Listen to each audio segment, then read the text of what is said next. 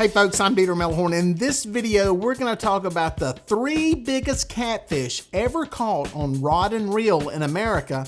And believe it or not, the biggest one is not even a world record.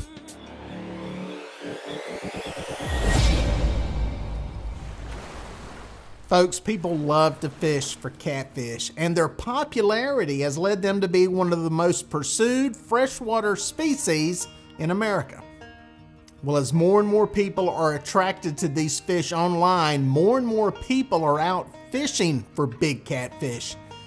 And when that happens, records fall. And as these records fall, more and more people have decided to pursue trophy catfish. Now, why are all these records being broken all of a sudden? Well, all of this interest in trophy catfish means more people are out fishing. There's more rods, more lines, more hooks, and more bait in the water. And when that happens, sooner or later, a monster is going to eat one of those baits. Well, the biggest catfish species in America is the blue catfish, and consequently, it takes up the top 3 places in our list. Let's take a look at the 3 biggest catfish ever caught in the United States. Coming in at number 3 is a massive 141-pound blue catfish that was caught in Kerr Lake in 2017 during a catfish tournament. Dale Lowe from Virginia caught this massive fish while fishing the Ice Bowl Catfish Tournament in January. Now, what's amazing is it was not a world record. There's actually a fish that is bigger out there that we'll get to in a minute. But this holds the record for the largest catfish ever caught in a catfish tournament. Now, at the 2020 Catfish Conference in Louisville, Kentucky, I sat down and spoke with Dale Lowe about this monster catfish. Here's what he had to say. I told my cousin, I said, this is a super big fish. I said, I caught a 100-pounder before. I said, it was in current. I said, we're not in current today. I said, this is at least an 80-pounder. I was thinking around 80 pounds until we seen him. When he came up, the first time he come up kind of arched. He was going back down. He was diving. And he took the net, stuck it right under the fish, and he went to swim right down in the net. So we seen this much fish and never seen his head or his tail. You can't pick a fish that big up and put it in the boat. We rolled him over the side of the boat. We actually used the net to roll him in the boat. And I grabbed him by his bottom jaw. And when I grabbed him by his bottom jaw, and I'm real careful with these fish, I don't want to hurt him.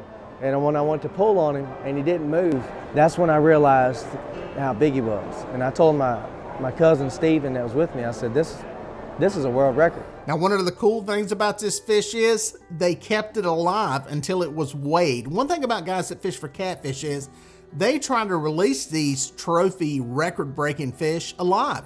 Dale brought this thing to the scale. Great care was taken. They got it weighed, got it on a certified scale, and then they released it alive back into Kerr Lake. Now, fish number 2 is a special fish because it's the current world record for a blue catfish. What's even more interesting is that this fish was caught in the same lake as the number 3 fish, but this one was a little heavier.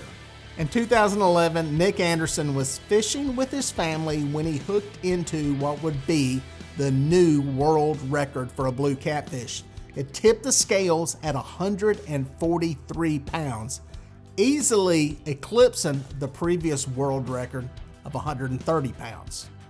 The fish was 57 inches long and had a girth of 44 inches. Now, these guys tried to keep this fish alive. They went to great lengths to get it to a certified scale, keep it in a tub with circulating water and oxygenated water, but this fish did not make it.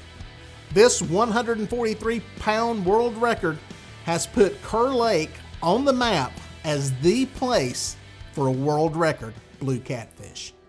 And finally, number 1, the largest catfish that's ever been caught on rod and reel in America. Now, you're probably wondering, how can this fish be bigger than the world record? Well, the story behind it is pretty interesting. In 2007, a man named John Summers, known as Radish, was fishing a deserted stretch of the Mississippi River when he hooked into a giant catfish.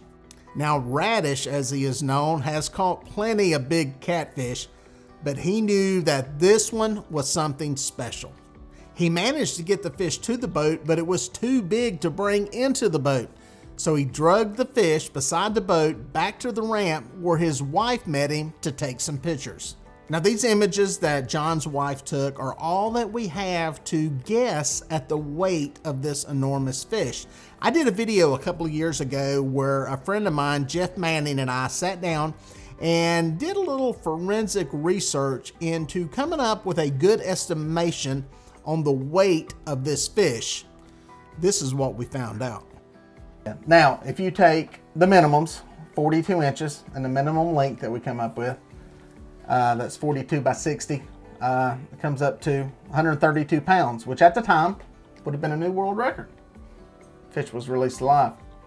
If we go to the upper end, and we're going to do the upper end just for the heck of it, because it's just to show you the range here. That's 47 inches girth, which we feel is nowhere near out of the question.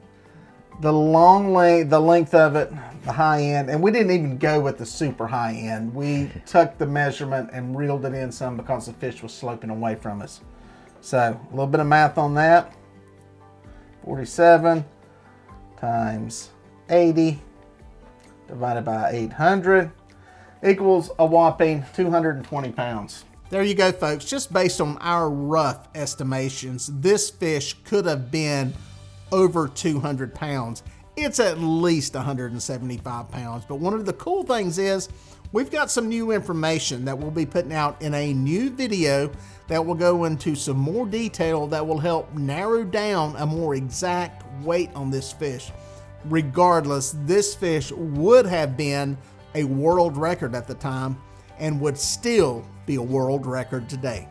I salute John Summers for what he did. Radish, as he is called, is an amazing angler, not only in the fact that he caught this fish, but that he cared more about releasing the fish alive than he did in getting a world record. And for that, I salute you. Great job. We need more anglers like you out there, and we thank you for what you did. This is proof, yet again, like I said earlier, that trophy catfish anglers truly love and respect the fish that they pursue, and most will go to great lengths to make sure those fish are released back into the water so that you can catch them. Well, folks, if you made it this far, thank you for watching. Here are a couple more videos that I think you're gonna like. I'd watch that one and then that one. No, do that one first and then that one. I don't know, just watch them both. They're both good.